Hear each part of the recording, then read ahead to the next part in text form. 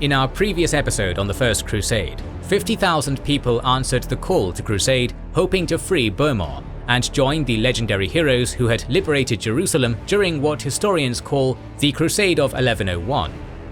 Their death at the hands of Kilij Arslan changed the momentum of the Crusades. In this episode, we will examine how everyone else picked up the pieces, and in particular, how and why Burma attempted to raze Constantinople to the ground.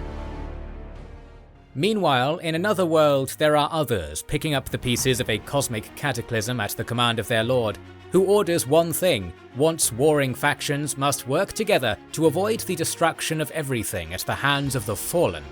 Sounds a little like the First Crusade for sure, but actually we're talking about Myths of Moonrise, the sponsor for this video. And those factions aren't rival royal families, but werewolves, vampires, and wizards.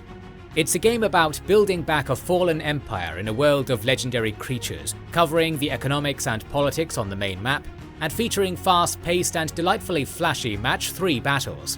Match 3 combat looks simple, but when combined with heroes, bosses, and loads of extra effects, it turns into a quick and deeply strategic game.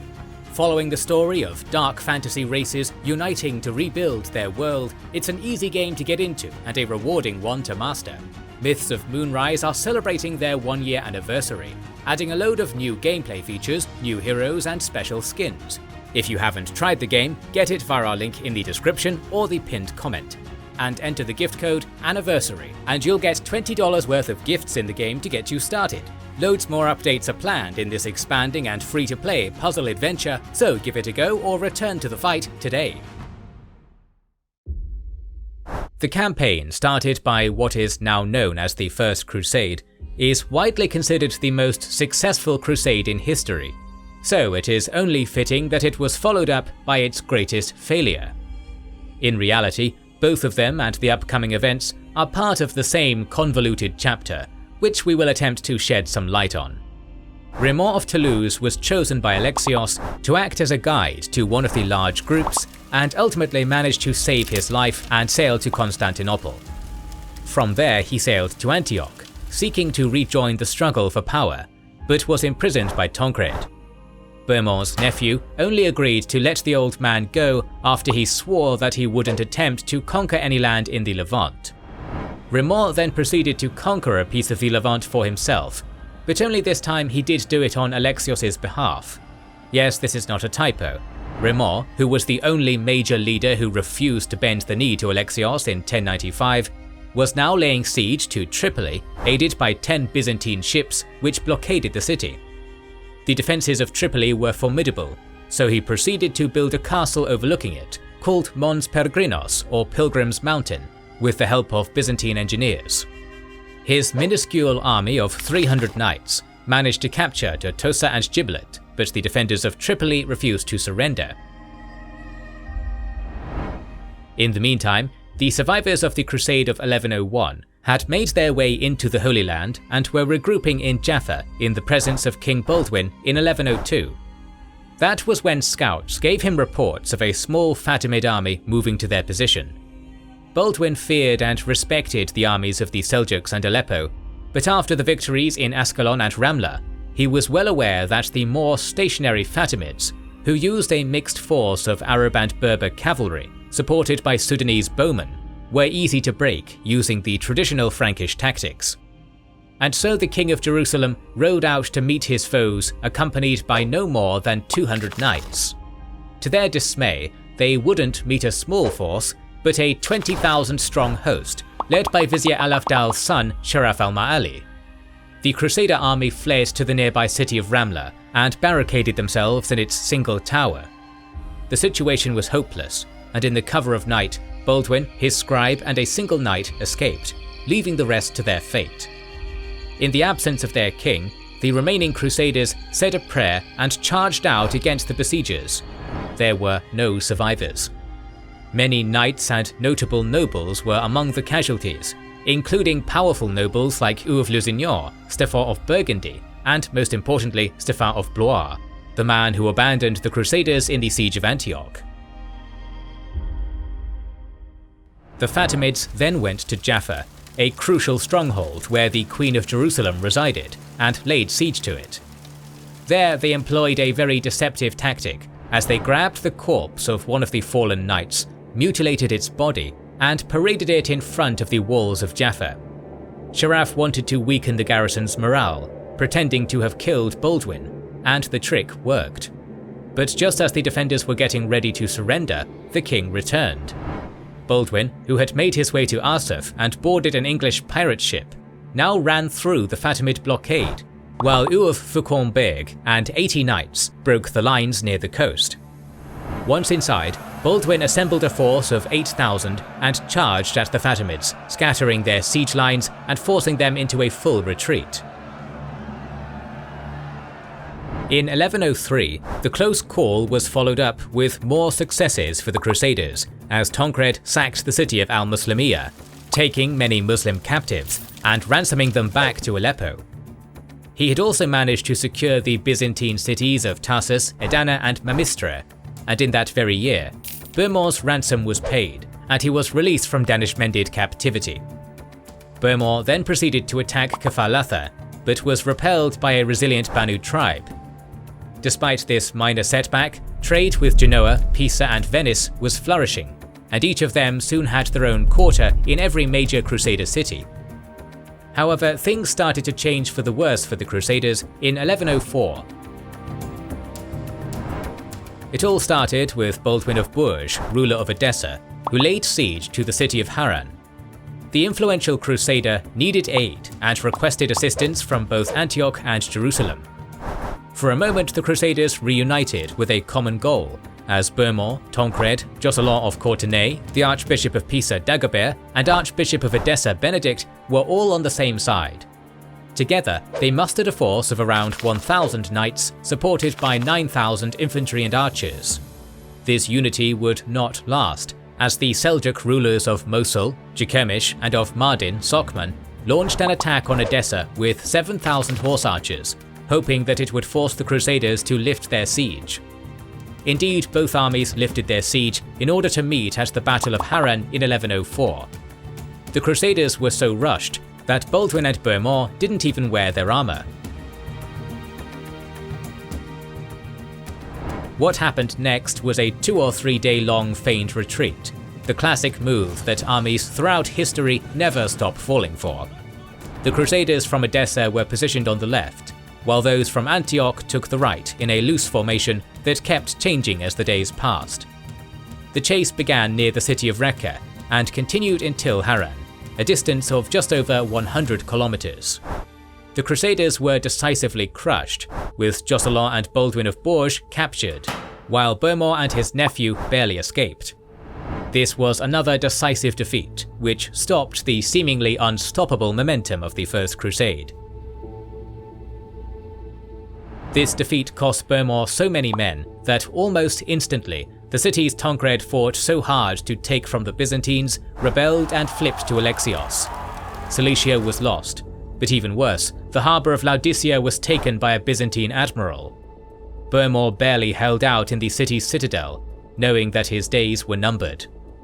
He was well aware that unless he gained reinforcements, his cause was hopeless, especially with his lifeline to the west now being cut. Only a few weeks after the battle, Baldwin of Jerusalem managed to take Acre with the help of the Genoese and Pisan navy, putting even more pressure on the Prince of Antioch to act. As we covered earlier, in 1081, Robert the Fox Guiscard and his son Bermore launched the first Norman invasion of the Balkans, giving Alexios his first test merely months after he took the throne. Together they took Larissa and won several major victories. Alexios proved to be more cunning and outmaneuvered Robert, forcing him to leave a young Bermore in charge, who the emperor then beat. In the following years, the Byzantines hired Normans to fight Seljuks, and Seljuks to fight Normans, before Alexios weaponized Christian fever to create an amalgamation which was already spiraling out of control.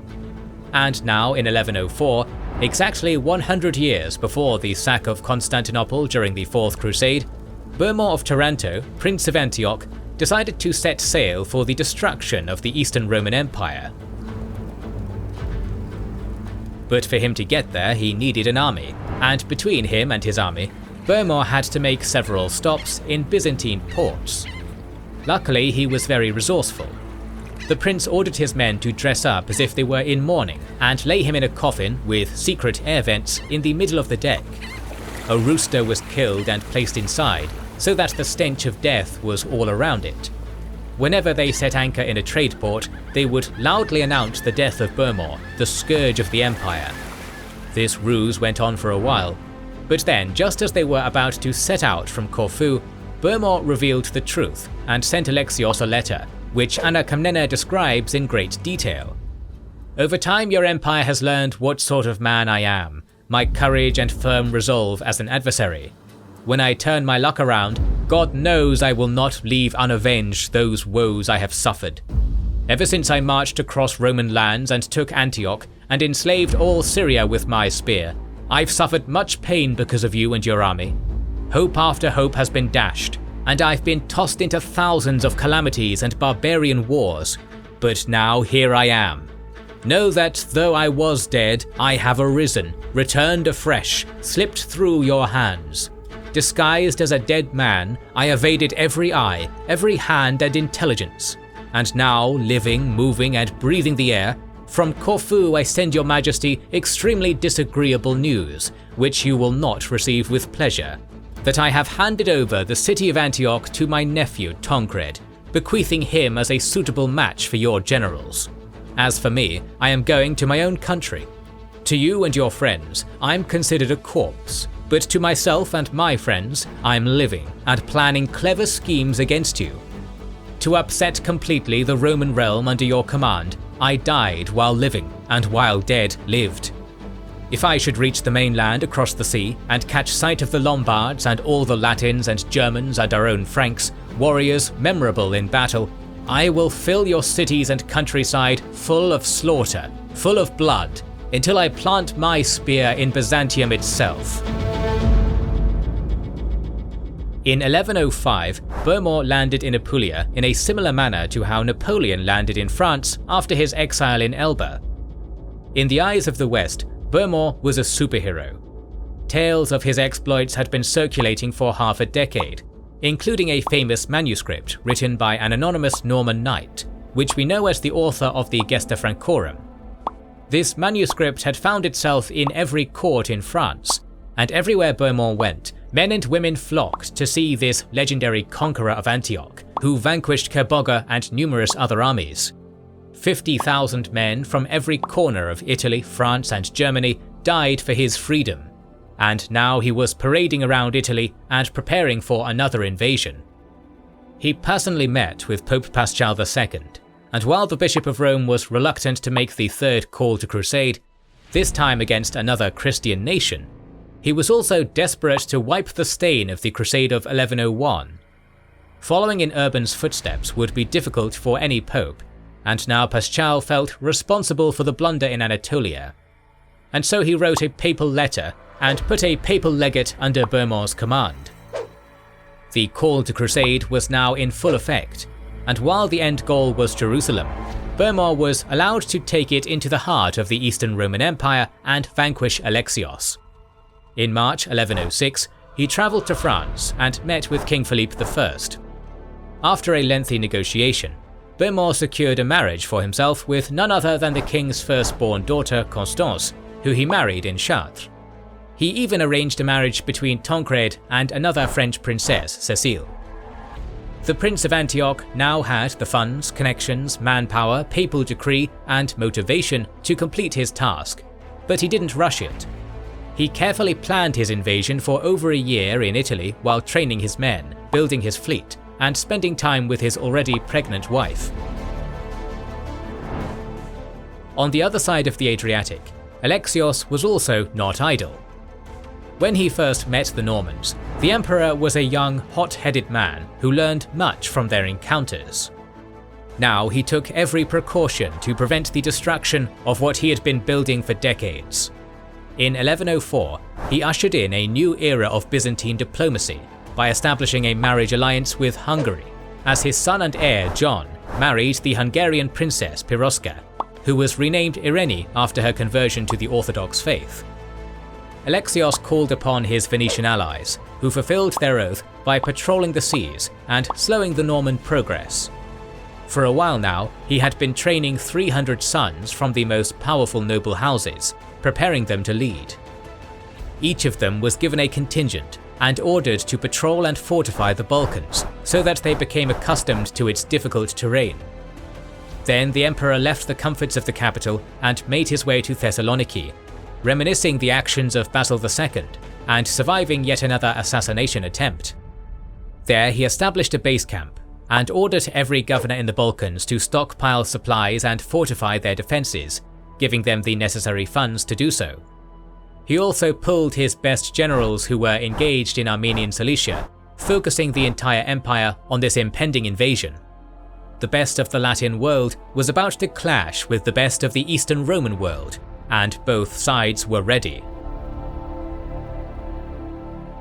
On October 9th, 1107, Bohemond finally launched his expedition, slipped through the Byzantine and Venetian navy, and landed at Valona with 15,000 troops.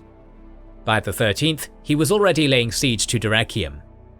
Alongside the numerous ferocious warriors, he also had a member of the Diogenes family, a relative of Romanos IV who was defeated at Manzikert in 1071, a puppet he meant to install on the throne. In almost every way, this was a repeat of his father's invasion, but this time the Byzantines were ready for him. Bohemond's scouts reported that the defences were impenetrable, and that every valley and mountain pass was blockaded by small bands of soldiers. So the Normans pulled back to the safety of Valona and reassessed the situation. Although Bohemond was a master tactician, Alexios left him with no available moves on the board, and in frustration, he besieged Dyrrhachium again in the spring of 1108.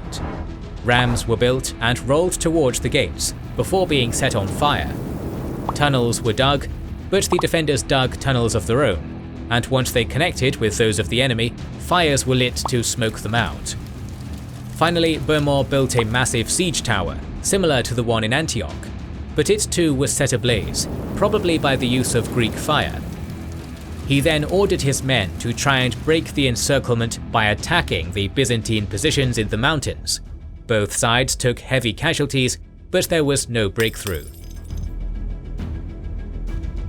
As time went on, resources became more scarce. Bohemond had brought over 15,000 well-trained, well-armed, inspired men, but thanks to the Venetian blockade, they were now starving and wasting away. Rumours began to spread as his followers questioned his greatness and the value of this entire expedition. If they couldn't even take Dyrrhachium, how could they hope to take Constantinople? Others questioned the entire journey altogether, wishing they had sailed to the Holy Lands. And then a letter arrived. Alexios knew that he had Bohemond in the corner again. The fact that the emperor wrote a letter promising lands, titles, and riches to all those who defected to his side was to be expected at this point. However, he did something else, which was brilliant. He wrote the letter as if it was a reply. This clever act of deception made it seem as if the Norman leadership had already asked the emperor for these gifts in return for them changing their allegiance, and as a result, rumours and paranoia spread throughout the camp, alongside the diseases which were becoming rampant. Bohemond didn't fall for it, but many did, and after months under immense pressure, the most legendary figure in all of Christendom walked over to the imperial tent near Devol unarmed. If it were any other Byzantine emperor, Bohemond would have been imprisoned or even killed on sight, but Alexios chose to show mercy and treated him with humility. Together they discussed terms and signed the Treaty of Devol, the ultimate triumph which Anna recorded in great detail since her husband was present during the negotiations. Later, she even took it out from the imperial archives while writing her Alexiad. The lenient terms allowed Bohemond to keep Antioch and be its governor as a vassal to Alexios. He was even given the titles of Sebastocrator and Dux, which came with a nice salary of 200 talents.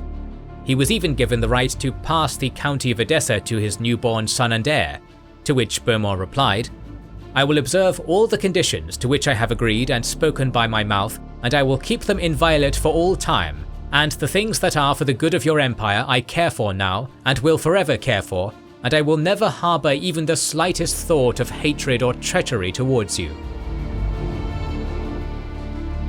Rather than making Burmah a martyr, whom the West would want to avenge, Alexios took their great hero and humiliated him.